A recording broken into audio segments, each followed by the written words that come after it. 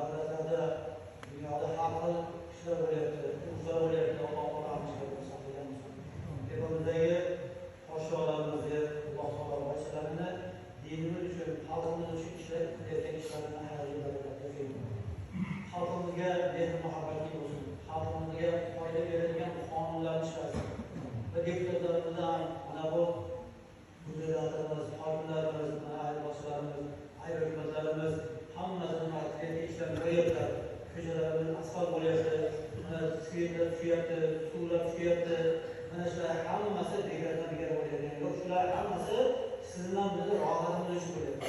Mana masjidga kelguncha o'ylab chiqib yo'llarimiz juda qiynaladi. Yana 2 km qarash